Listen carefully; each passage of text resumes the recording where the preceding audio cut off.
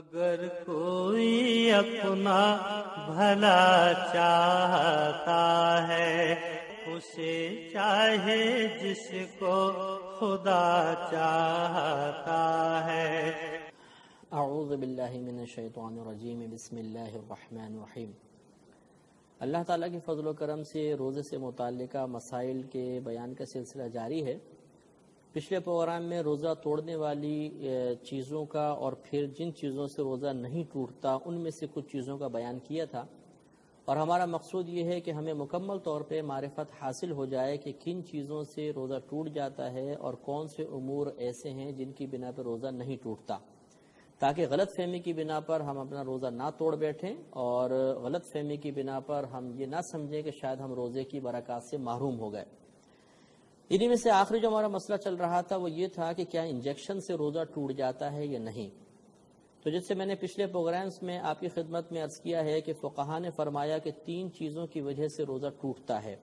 ایک، جسم کے سوراخوں کے ذریعے کسی چیز کا داخل بدن ہونا جبکہ انسان کو روزہ بھی یاد ہو۔ دوسرا، زوجہ سے قربت وغیرہ کرنا اور اس سے ہی متعلقہ مسائل کے جان بوجھ کر کوئی ایسا فعل کرنا جس سے غسل واجب ہو۔ اور تیسرا، قے، جبکہ وہ منہ بھر کر ہو، جان بوجھ کر کی جائے، روزہ بھی یاد ہو تو ان سے روزہ ٹوٹتا ہے۔ ان تین چیزوں کی تفصیل کی روشنی میں جمہور فقہا یہ کہتے ہیں کہ انجیکشن سے روزہ نہیں ٹوٹے گا، کیونکہ وہ کہتے ہیں کہ جب انجیکشن مثلا ہاتھ وغیرہ میں لگا رہے ہیں، اسی طرح ڈرپ وہ بھی مطلب جسے ہاتھ وغیرہ میں لگائی تو اس کے ذریعے جو دوا داخل بدن ہو رہی ہے وہ سوراخوں کے ذریعے نہیں ہو رہی بلکہ رگوں اور شریانوں کے ذریعے ہو رہی ہے، اور نہ یہ قے ہے نہ یہ قربت ہے زوجہ سے، لہذا تینوں چیزیں نہیں پائی گئیں، لہذا روزہ نہیں جائے گا۔ لیکن بعض فقہا یہ کہتے ہیں کہ دیکھیں، جو شریعت نے فرمایا کہ جو چیز داخل بدن ہو جائے چاہے سوراخوں کے ذریعے ہو اس سے روزہ ٹوٹ جاتا ہے، تو اس کی وجہ داخل بدن ہونا نہیں ہے، بلکہ وجہ یہ ہے کہ وہ چیز اندر جانے کے بعد جسم کی اصلاح کا، جسم کی تقویت کا سبب بنتی ہے۔ جیسے دوائی اندر پہنچے گی تو جسم کی اصلاح کرے گی، جسم کو توانا کرے گی، اور غذا وغیرہ پہنچے گی تو اس سے قوت حاصل ہوتی ہے۔ تو یہ جو فقہا ہیں یہ فرماتے ہیں کہ انجیکشن سے بھی یہی فائدہ حاصل ہو رہا ہے کہ اگرچہ یہ دوائی رگوں کے ذریعے نہیں پہنچ رہی لیکن جب یہ اندر پہنچ جاتی ہے تو بدن کی اصلاح بھی ہوتی ہے اور تقویت کا یہ دوائی سبب بھی بن رہی ہے، لہذا روزہ ٹوٹنا چاہیے۔ تو معلوم یہ ہوا کہ چونکہ اس زمانے میں یعنی نبی کریم صلی اللہ علیہ وسلم کے زمانے اقدس میں انجیکشن کا رواج تو نہیں تھا،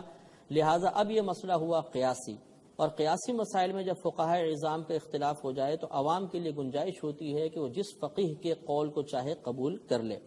لہذا اگر کوئی دوران روزہ انجیکشن لگائے گا اور ان مفتیان کرام کے، ان فقہاء اعظام کے مسئلے کو اخذ کر کے لگائے گا جنہوں نے کہا کہ رگوں یا شریانوں کے ذریعے کوئی چیز داخل بدن ہو تو روزہ نہیں جاتا، تو ان کو روزہ نہیں جائے گا۔ اور اگر کوئی نہ لگائے، احتیاط کرے کہ ہو سکتا ہے ان فقہاء کرام کا قیاس قوی ہو کہ جنہوں نے اصلاح بدن یا تقویت بدن کی بنا پر کسی چیز کے اندر داخل ہونے سے روزے کے ٹوٹنے کا حکم دیا، وہ اگر بچیں تو ان کے لیے بہت اچھی بات ہے، اولا ہے، افضل ہے۔ اسی طرح بعض ہمارے بھائی پوچھتے ہیں کہ وہ دمے کے مریض ہیں اور انہیلر یوز کرتے ہیں، اس میں لیکوڈ دوا ہوتی ہے، دمے والے اس کو ہلاتے ہیں اور پھر حلق کے ذریعے اس کو اندر پہنچایا جاتا ہے۔ تو چونکہ حلق کے ذریعے کوئی بھی دوا یا غذا اگر اندر پہنچتی ہے تو لازم بات ہے جب حلق کے ذریعے پہنچا رہے ہیں تو معدے کے اندر بھی بہت سے اس کے ذرات یا اثرات پہنچ سکتے ہیں، لہٰذا اس پر روزہ ٹوٹنے کا ہی حکم ہوگا۔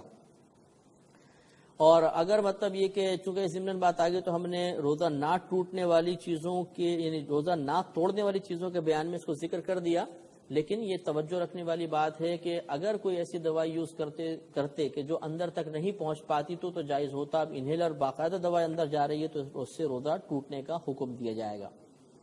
بعض اوقات انسان حالت روزہ میں غسل کرتا ہے اور اس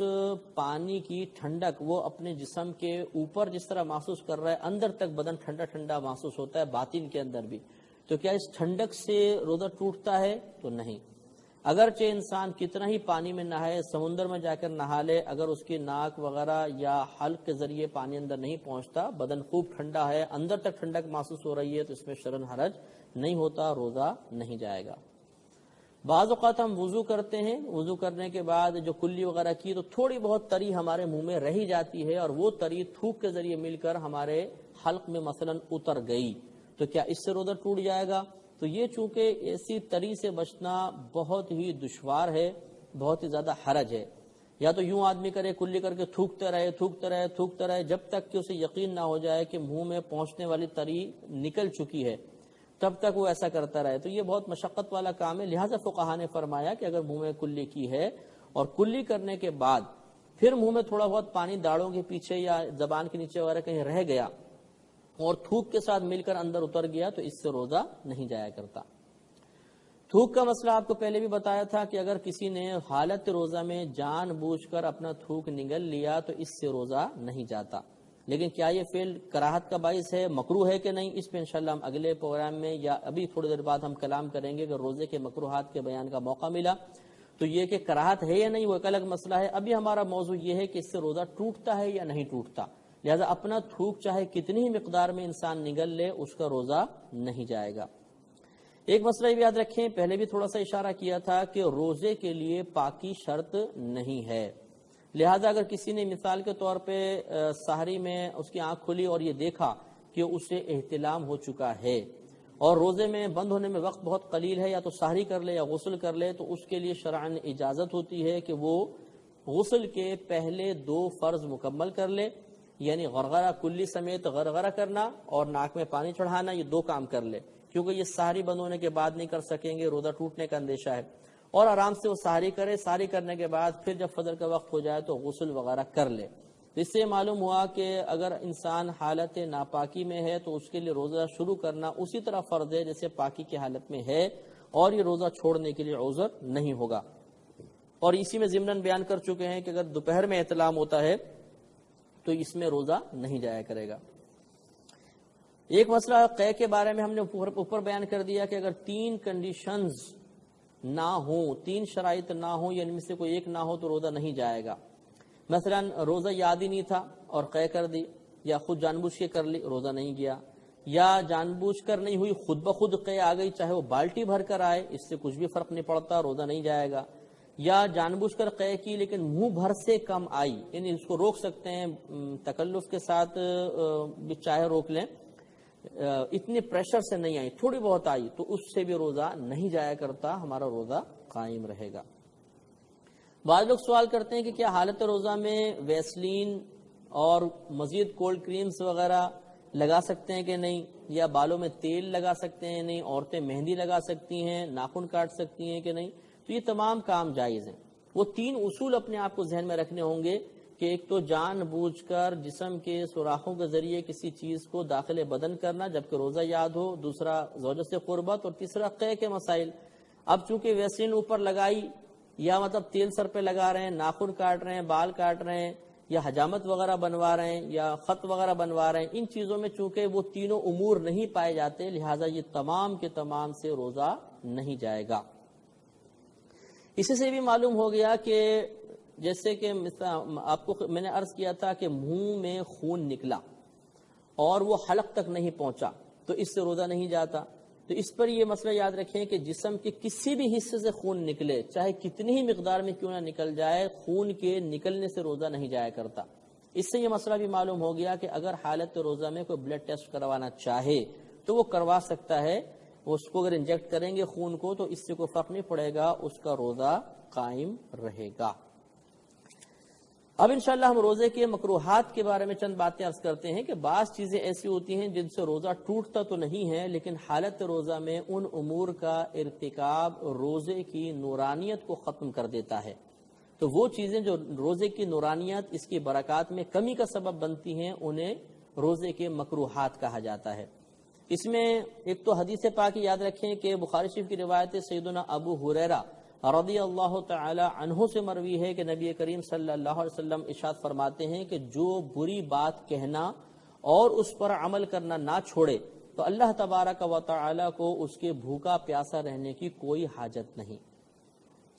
اس قول کا مطلب خدا نہ خواستہ یہ نہیں ہے کہ جو بھوکا پیاسا مطلب جو بری بات کو چھوڑ دے گا، بری بات پر عمل نہیں کرے گا تو اس کے روزے کی اللہ کو حاجت ہے، یہ مراد کہنے کے نہیں ہے. کہنے کا مطلب یہ ہے کہ اللہ تبارک و تعالی یہ چاہتا ہے، وہ ارادہ فرماتا ہے کہ اس کے بندے کامل روزہ اس کی بارگاہ میں بھیجیں اگر کوئی شخص کامل نہیں بھیجتا، بری بات کرتا رہتا ہے، تو ایسے روزے کو اللہ تعالیٰ پسند نہیں فرماتا۔ اس طرح نسائی شریف کی روایت ہے، حضرت ابو ہریرہ رضی اللہ تعالیٰ عنہ راوی ہیں، نبی کریم صلی اللہ علیہ وسلم ارشاد فرماتے ہیں کہ بعض روزہ رکھنے والے ایسے ہیں کہ جنہیں سوائے بھوک اور پیاس کے کچھ بھی حاصل نہیں ہوتا، اور بعض نماز پڑھنے والے ایسے ہیں، رات میں قیام کرنے والے ایسے ہیں کہ جنہیں سوائے جاگنے کے اور کچھ حاصل نہیں ہوتا۔ اس کا مطلب فقہاء نے، شارحین نے یہ بیان فرمایا کہ انسان حالت روزہ میں کچھ ایسے کام کر لیتا ہے کہ روزے کی برکات، اس کا ثواب، اس کی نورانیت زائل ہو جاتی ہیں، اور صرف وہ کھانے پینے کی مشقت اس کو حاصل ہوتی ہے اور کچھ بھی نہیں رہتی۔ اسی طرح حاکم کی روایت ہے، حضرت ابو ہریرہ رضی اللہ تعالی عنہ ہی راوی ہیں، نبی کریم صلی اللہ علیہ وسلم نے فرمایا کہ روزہ اس کا نام نہیں ہے کہ آدمی کھانے پینے سے باز رہے، بلکہ روزہ تو اس کا نام ہے کہ انسان بےہودہ چیزوں کو، لغو چیزوں کو، بیکار کاموں کو بھی چھوڑ دے۔ اس سے یہ معلوم ہوا کہ اگر انسان روزے کو کامل طریقے سے اللہ کی بارگاہ میں بھیجنا چاہتا ہے تو اسے ان تمام امور کو جاننا ہوگا کہ جس کی وجہ سے روزے کی نورانیت زائل ہو جاتی ہے، اور جاننے کے بعد پھر انہیں اپنے سے دور کرنے اور ان سے دوران روزہ بچنے کی کوشش کرنی ہوگی۔ اب میں اس کی تفصیل عرض کرتا ہوں کہ جن چیزوں سے روزے کی برکات زائل ہوتی ہیں۔ ایک تو مسئلہ یہ ہے کہ کوئی بھی گناہ جس سے اللہ تبارک و تعالیٰ اس کے رسول کریم صلی اللہ علیہ وسلم نے منع فرمایا، وہ عام دنوں میں بھی گناہ ہوتا ہے اور حالت روزہ میں مزید گناہ ہوتا ہے، اور اس گناہ کی وجہ سے روزے کی برکات زائل ہوتی ہیں۔ مثال کے طور پہ غیبت ہے، چغلی ہے، الزام تراشی ہے، بہتان لگانا ہے، اسی طریقے سے نماز قضا کرنا یا گالیاں بکنا، فحش باتیں کرنا، فحش مناظر دیکھنا، یہ تمام امور چونکہ عام دنوں میں بھی گناہ ہیں، حالت روزہ میں مزید گناہ ہے، تو اس سے روزے کی برکات زائل ہوتی ہے۔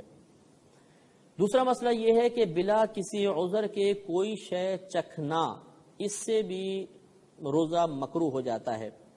اور چکھنے کا مطلب یہ ہے کہ صرف زبان پہ کسی شے کو لے کر پھینک دینا، لہذا اگر کسی نے چکھنے کا مطلب یہ سمجھا کہ تھوڑا بہت معدے میں اتار لینا، تو اس سے تو روزہ ٹوٹ جائے گا۔ اب اس میں بعض اوقات ایسا ہوتا ہے کہ شریعت کسی چیز کو چکھنے کی اجازت مرحمت فرماتی ہے، لیکن عذر کی بنا پر۔ عذر یہ ہوتا ہے، مثال کے طور پر ایک عورت ہے، اس کا شوہر بہت سخت ظالم ہے، وہ جانتی ہے اگر نمک یا مرچ تیز ہو گئی تو شوہر شدید مارے گا، پیٹے گا، ظلم کرے گا۔ اس صورت میں اس خاتون کے لیے اجازت ہے کہ حالت روزہ میں بھی تھوڑا بہت سالن زبان پہ رکھ کر اس کے ذائقے کو محسوس کر لے، لیکن جیسے میں نے پہلے کہا، چکھنے کا مطلب اندر اتارنا نہیں ہے۔ اگر ان خاتون نے بھی تھوڑا بہت نمک چاٹا ہے، سالن چاٹا اور اس کو اندر اتار لیا تو روزہ ٹوٹ جائے گا، صرف زبان سے چکھ سکتے ہیں۔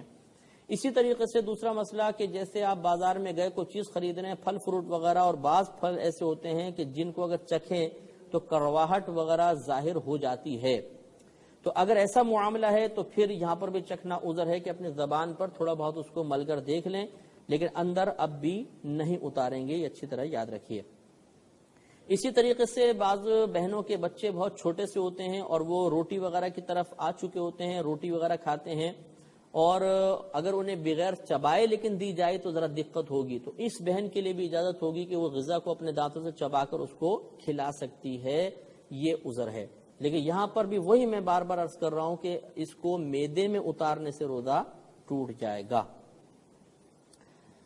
اسی طریقے سے یہ اگرچہ آپ کو بتایا کہ اگر عورت کو چھوا یا کوئی اور افعال کیے جس سے مطلب ڈسچارجنگ نہیں ہوئی تو یہ روزے میں جائز ہوتے ہیں، لیکن ان میں کراہت اس وقت آتی ہے کہ جب کسی شخص کے بارے میں گمان ہو، وہ اپنے بارے میں اپنے باطن کو کمزور محسوس کرتا ہے کہ اگر وہ عورت کے قریب بھی آیا یا اس کو چھوا تو آہستہ آہستہ وہ پھر مطلب یہ کہ قربت کی طرف بڑھ جائے گا اور اپنے آپ پہ قابو نہیں رکھ سکے گا، تو اس کے لیے تو اب قریب آنا بھی مکروہ ہوگا، اسے بھی پھر روزے کے مکروہات میں شمار کیا گیا ہے۔ اسی طریقے سے جیسے آپ کو بتایا کہ داڑھی وغیرہ میں تیل لگانا، سر میں تیل لگانا، ویسلین یوز کرنا وغیرہ یہ جائز ہیں،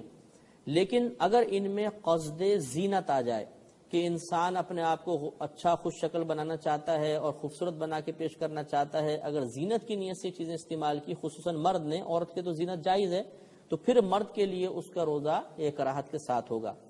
اور اگر مطلب یہ کہ زینت کا ارادہ نہیں ہے بلکہ سر میں تیل ریگولر لگاتا ہے، اب بھی لگا رہا ہے، اور وہ مطلب چہرے پہ ویسلین وغیرہ لگا لی، تو اس میں پھر شرعاً حرج نہیں ہوتا۔ روزے میں مسواک کرنا یہ آپ کو بتایا کہ بلا کراہت جائز ہے۔ ہاں، ٹوتھ پیسٹ اور منجن کے بارے میں ہم نے کلام کیا تھا کہ چونکہ ان میں ذائقہ ہوتا ہے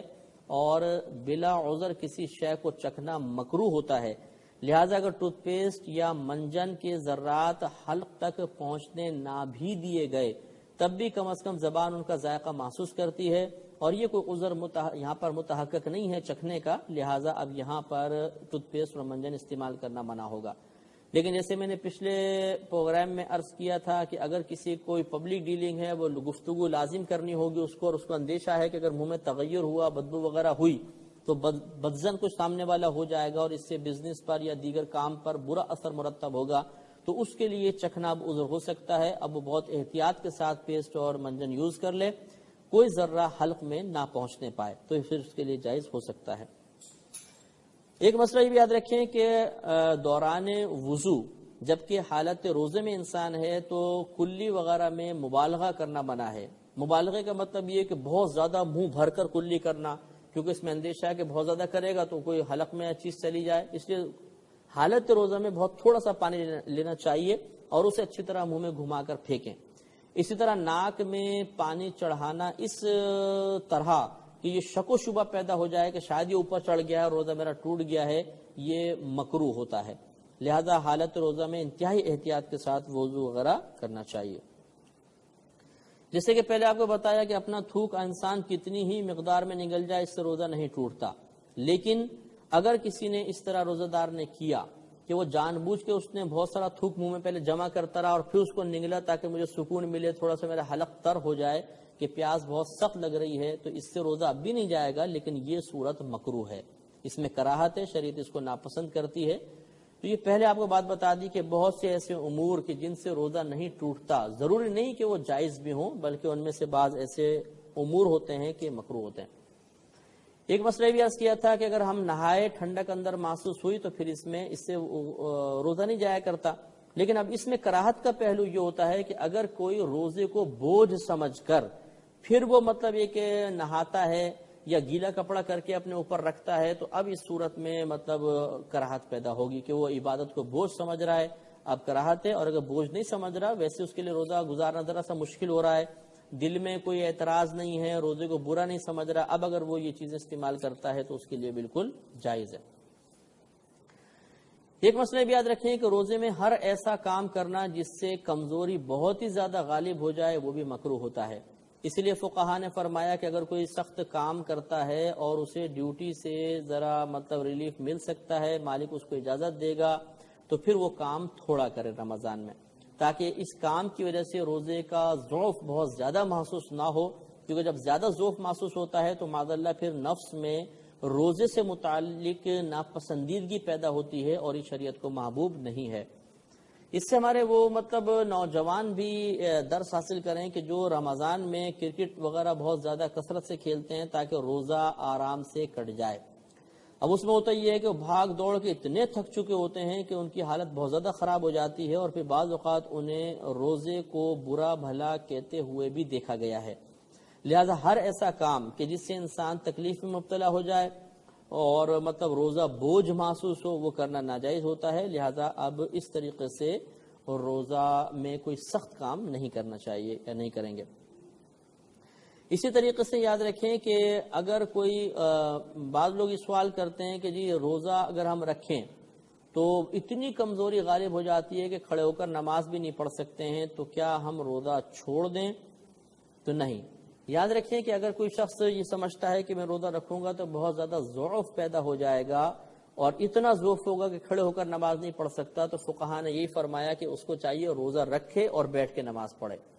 لہٰذا اگر کسی نے مطلب اس وجہ سے کہ روزے میں اس سے کمزوری پیدا ہوتی ہے روزہ چھوڑا تو یہ مطلب گناہ گار ہوگا، اور اگر وہ روزہ مثلاً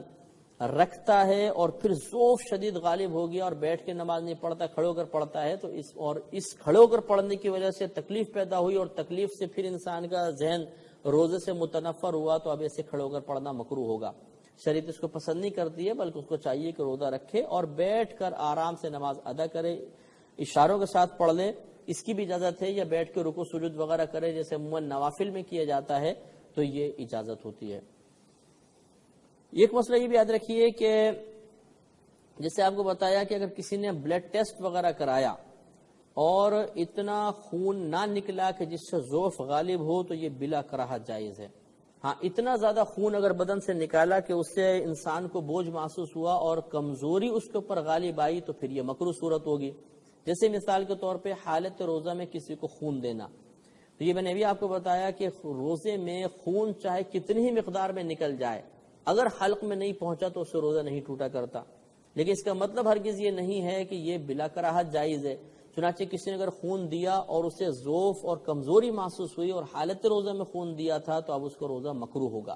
لہذا معلوم یہ ہوا کہ حالت روزہ میں حتی الامکان کوشش کرنی چاہیے کہ بلا عذر اپنا خون وغیرہ باہر نہ نکالیں۔ تو یہ روزے کے مکروہات تھے، ان تمام چیزوں پہ ہمیں توجہ کرنی چاہیے، اور ایک مرتبہ پھر میں خلاصہ کلام آپ کی خدمت میں ضرور عرض کروں گا، اس کو بار بار ذہن میں لے کر آئیں، اپنے ذہن میں محفوظ رکھیں کہ 3 چیزیں ایسی ہیں جن سے ہمارا روزہ ٹوٹتا ہے، اگر یہ 3 امور نہ ہو تو روزہ نہیں جائے گا۔ ہاں، روزہ نہ جانے کا مطلب یہ نہیں ہے کہ وہ بلا کراہت جائز ہوگا، یہ ہو سکتا ہے کہ روزہ نہ ٹوٹے لیکن اس میں کراہت پیدا ہو جائے، اور وہ 3 چیزیں آپ کو بتائی ہیں کہ ایک، جان بوجھ کر قصدن جبکہ روزہ یعنی یاد ہو کچھ کھانا پینا یا کوئی جسم کے سوراخوں کے ذریعے دوا وغیرہ کو اپنے بدن میں داخل کر لینا، اس سے روزہ ٹوٹ جائے گا۔ دوسرا، اگر قربت وغیرہ کی وجہ سے یا اس سے متعلق ایسے افعال کہ جن سے غسل واجب ہو جاتا ہے، جان بوجھ کے ایسے افعال کیے تو اس سے، اور تیسرا قے کے ذریعے روزہ ٹوٹتا ہے، باقی کسی چیز سے نہیں ٹوٹتا۔ اب آپ کے اطراف میں جتنی بھی چیزیں ہیں، آپ رمضان کے آنے سے پہلے ان کے بارے میں غور شروع کریں۔ مثال کے طور پہ جو چیزیں آپ استعمال کرتے ہیں اور روزمرہ زندگی میں استعمال کر رہے ہیں، یا آپ کے اطراف میں گھر میں لوگ چیزیں استعمال کر رہے ہیں، ان میں کو ایک ایک کو تصور میں لے کر آئیں اور اس پوری تفصیل کی روشنی میں اس کو دیکھیں۔ مثال کے طور پہ اوپر سے چلیں، سر میں تیل لگانا، اب غور کریں، آپ کو فوراً جواب ملے گا کہ چونکہ قصدن جسم کے سوراخوں کے ذریعے کوئی شے اندر نہیں جا رہی، یہ قربت بھی نہیں ہے، یہ قیب کیسے بھی سے کوئی تعلق نہیں ہے، تو روزہ نہیں جائے گا۔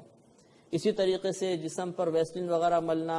شیو کرنا، خدا نخواستہ ویسے تو بچنا ہی چاہیے، لیکن کوئی شیو کر رہا ہے، خط بنوا رہا ہے، حجامت بنوا رہے ہیں، یا اچھا لباس پہن رہے ہیں، یا عورتیں مہندی لگاتی ہیں، ناخن وغیرہ کٹواتے ہیں، تو ان 3 اصول کی روشنی میں آپ ہزارہا مسائل کا حل معلوم کر سکتے ہیں۔ اس کے علاوہ روزے کے مکروہات آپ اور دیکھ لیں، ان میں بھی خلاصہ کلام یہ ہوتا ہے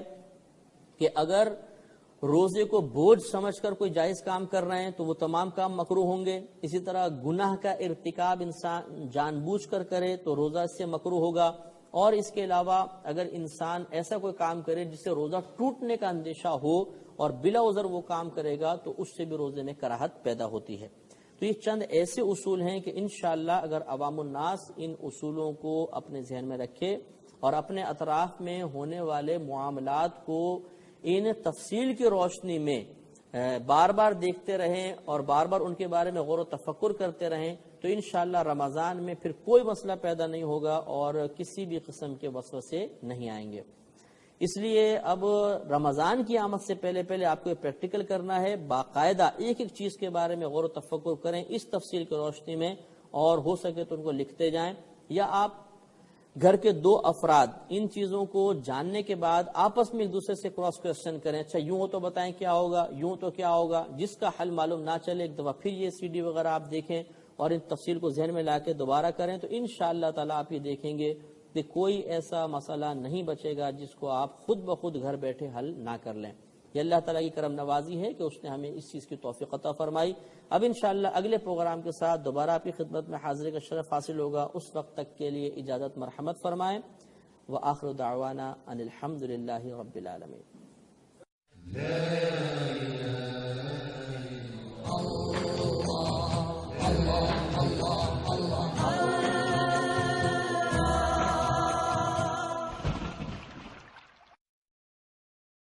اگر کوئی اپنا بھلا چاہتا ہے، اسے چاہے جس کو خدا چاہتا ہے۔ اعوذ باللہ من الشیطان الرجیم، بسم اللہ الرحمن الرحیم۔ اللہ تعالیٰ کے فضل و کرم سے روزے سے متعلقہ مسائل کے بیان کا سلسلہ جاری ہے۔ پچھلے پروگرام میں روزہ توڑنے والی چیزوں کا اور پھر جن چیزوں سے روزہ نہیں ٹوٹتا ان میں سے کچھ چیزوں کا بیان کیا تھا، اور ہمارا مقصود یہ ہے کہ ہمیں مکمل طور پہ معرفت حاصل ہو جائے کہ کن چیزوں سے روزہ ٹوٹ جاتا ہے اور کون سے امور ایسے ہیں جن کی بنا پہ روزہ نہیں ٹوٹتا، تاکہ غلط